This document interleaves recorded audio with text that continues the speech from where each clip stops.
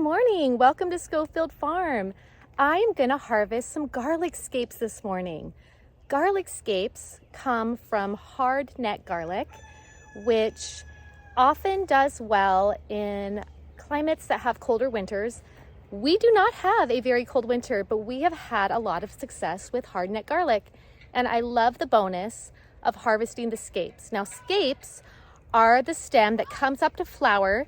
They curve over and you pull them out the middle, and kind of a rule of thumb is it's about 3 weeks to harvest the actual bulb after you harvest the scapes. So if I'm harvesting today, it's going to be roughly Father's Day when I harvest all my hardneck garlic bulbs.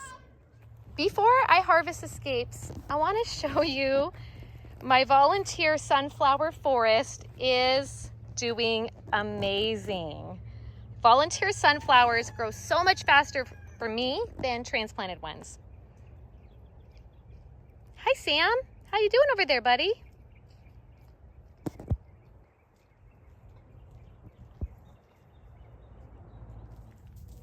Also, let's all take a moment and see how lovely these volunteer California poppies are in my path.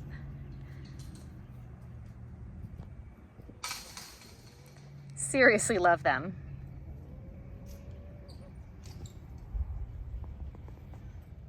This right here is a garlic scape. See how it naturally curves, and it's easy to miss it in all the foliage.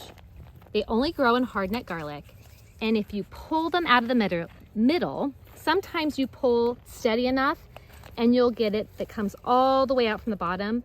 Other times it'll snap off, and if you look right here at this one, a little bit more will keep growing up from the center. That part's still edible. As it grows up, if I want to snap it off and have a snack in the garden, it totally works. Okay, so come watch. All right, so I pull very slowly and steadily. I always hope to get it to pull all the way out. It does not always work. Oh, that one just snapped off. See here? Our favorite way to use garlic scapes is I go like this, put a bunch in a clamp jar, and I salt, brine, ferment, pickle them. And we love them in salads, on sandwiches, on tacos, all sorts of fun ways. So I'm gonna put these in the bowl and I'm just gonna go along, and you can come along with me. All right, let's see. Oh, this one left. See, there's a little bit left from my test one. So I'm actually just gonna pop that off. Okay. Start here. This one's kind of small. Oops. Okay. This one. Oh, right here. Here, come up here. This one's really small and not quite ready. If I pull on this, it's probably not going to come very far. So I'll have to come back through and do another harvest of them later. I'm going to look for the ones that are bigger and already curling around. Like this one.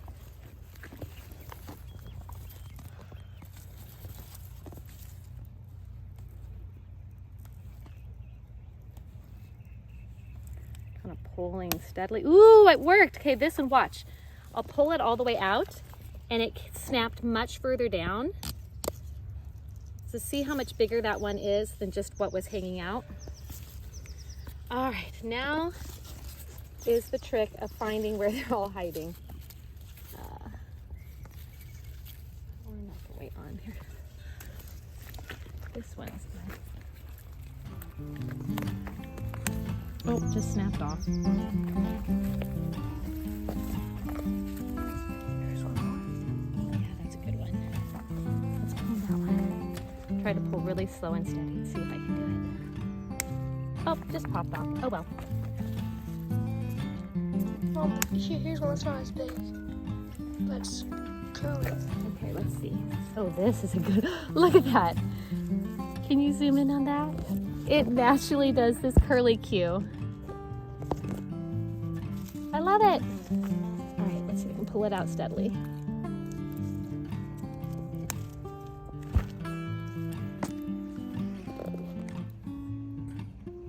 This one feels like maybe it'll let me get it deeper. It's slow motion. Oh, it worked. Look, see how it's white on the bottom? That means I got all the way to the bottom of the scape.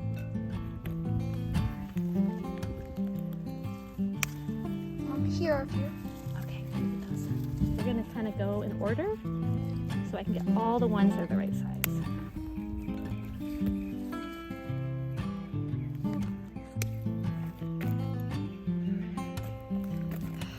The sweater's getting hot.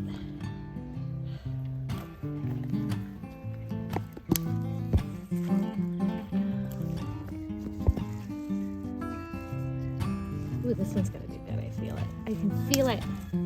Not quite as deep, but it pulled it pretty good. Ooh, this one's thick. Look how thick that is. Looks like it's gonna be a big head of garlic.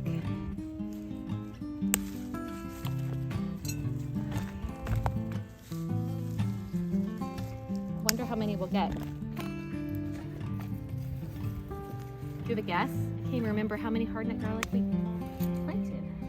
Like 70. I feel like we planted over 100. All right, so one of the reasons you pull the scapes, besides just eating, is because once a plant goes to flower, it uses its energy to reproduce seed to keep the plant alive in the next, coming back in the next season. If you take off the flower, because if you look right here, this top pointy part is where it would develop into a flower. It will use its energy to grow the bulb. And we want nice big bulbs. And so taking the flowering stem off is what helps the hard neck grow bulbs. You don't have to do this with soft neck garlic. Now, hard neck garlic for us at least is usually a stronger flavored garlic. And soft neck is the one that you can do in garlic bread and often has a longer shelf life for storage.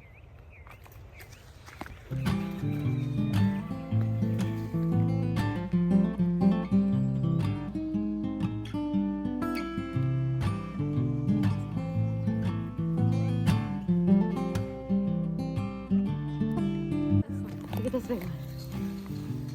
That is a big one. That's big. This It's one not also, fat. look, this one's got a big flower bulb part that wants to start. I should pull that first. Here's one I found. Ooh, very good. It's massive too. Okay, look at this. I love interplanting. I love having different types of vegetables and flowers and herbs all in the same garden. It helps with pest prevention. It helps use space wisely. Look how tall this would be if it was straight. Do you have that? That's so tall.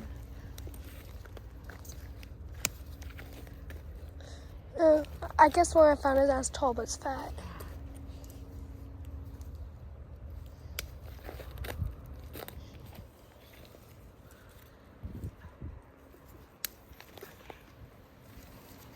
Oh, that is a big one. Yeah, that's what I was talking about. Oh. Look, it's just a tasty treat. Even raw, it's got a garlicky flavor.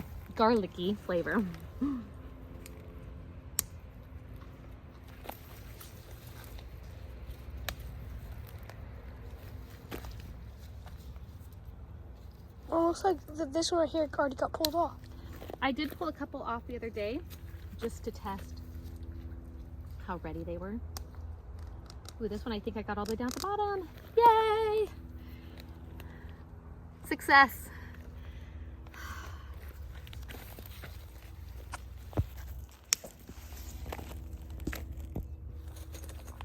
Oh, I almost missed this one. Look how it just totally blended in. Oh, and I missed a little piece, so I'm just gonna pop it off and eat it. I love interplanting. I have garlic or onions around the edge of a lot of my beds.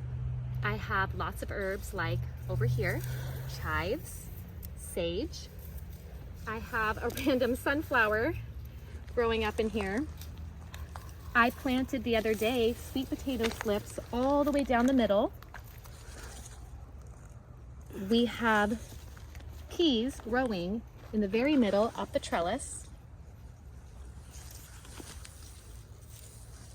There is so much you can grow in just one bed. And things are ready to harvest at different times. So as I pull the garlic, it'll give more room for the sweet potatoes. As I trim back the herbs, it gives more room for different things that I plant. All right, my son is gonna give it a shot. If you pull steady, you might be able to get it all the way to the bottom. Oh, good job. Try another one. Oh, there's a really big one right there. Do you see that? All right, you can do it. You want to taste it? Taste the bottom. What do you think? It just tastes like garlic. Tastes like garlic, yep. All right, you want to do more?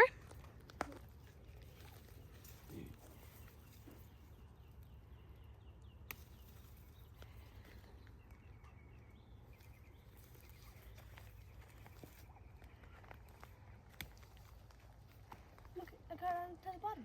Oh, you did it. Good job.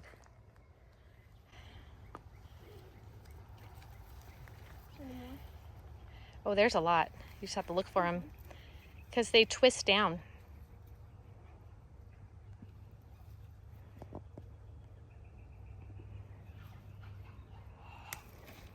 Got that one down to the bottom too. Very good. Ooh, here's one. This is a pretty good harvest of garlic scapes. I am absolutely happy about it. I'll go back inside and I'll probably rinse them and start my salt brine ferment with quite a few of them. Fill a whole jar and then we leave it in the counter, or not counter, in the cupboard for a few weeks.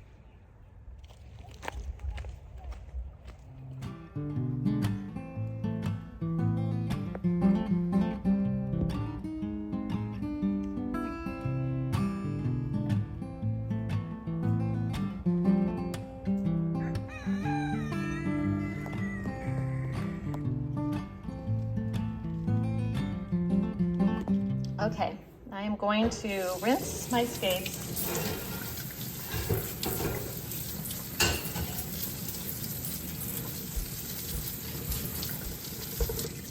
Okay, back inside with my garlic scapes, got them rinsed. I'm going to take a clamp jar. See, it has this little rubber gasket, and I ferment in these. These are great prices all over. I think this one's from IKEA, but I've got them from like TJ Maxx, Target, Amazon, thrift stores, friends who are cleaning out their garage. They're wonderful. You can buy the rubber gasket separately, so you can use really old ones and renew them.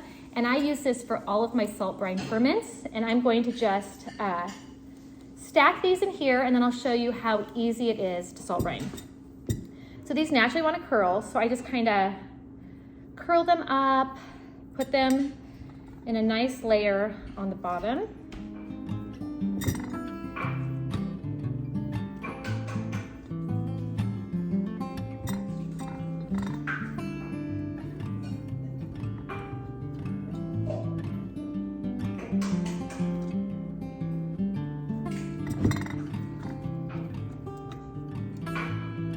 Now the beautiful thing about making ferments is it creates the natural probiotics, living bacteria that is so good for your gut and for your overall health.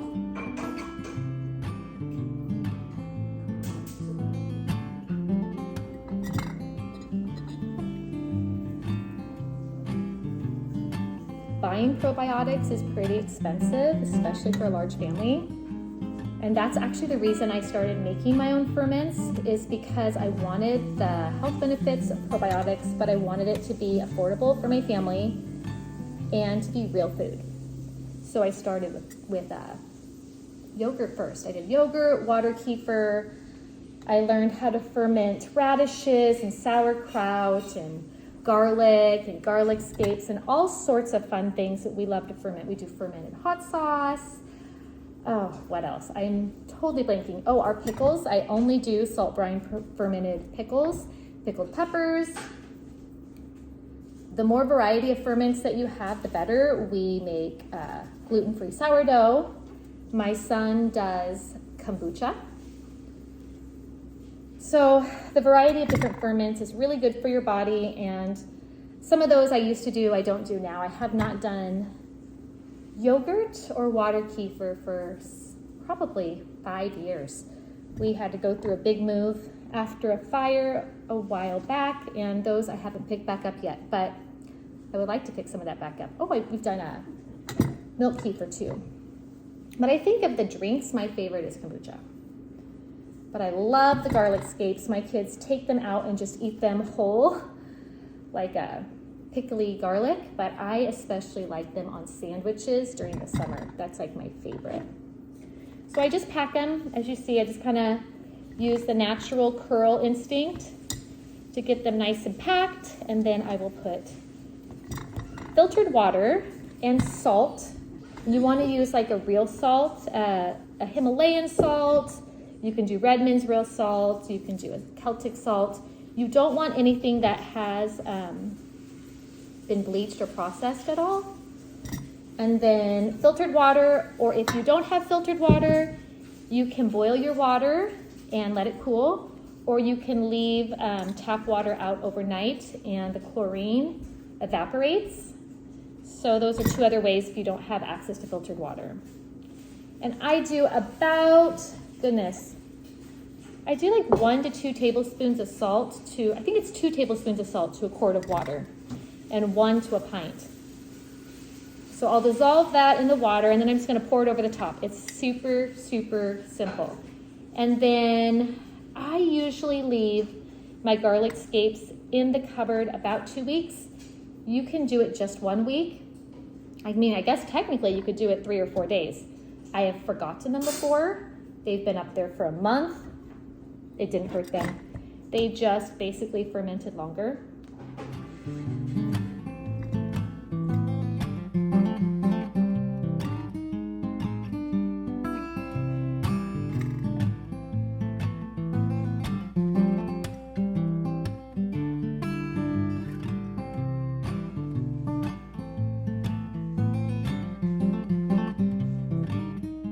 I'm going to take my salt, take my water, dissolve my salt in water. So I said about 2 tablespoons per quart. It's going to be clanky.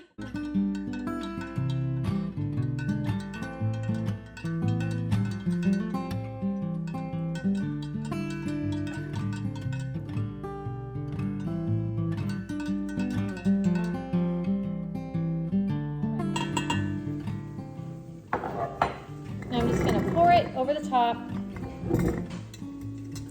Ooh, all over the table too.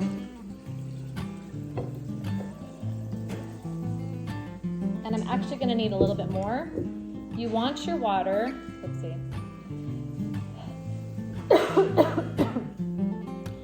you want your water to kind of go to about 1 inch below. So I'm going to get a little bit more water to top that off. All right, and all I have to do is put on a clamp and put it in the cupboard. And these are going to be one of my family's very favorite treats. Thank you for joining me today as I showed you how to harvest garlic scapes and how to make pickled garlic scapes the salt brine fermented way.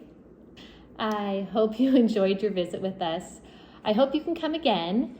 I love to involve my kids in gardening, as you saw with my son. I feel like the more connected they are to where their food comes from, the more likely they'll try to eat things good for them that they could be hesitant to try in another circumstance where they had no connection. Happy gardening, take care, hope to see you soon.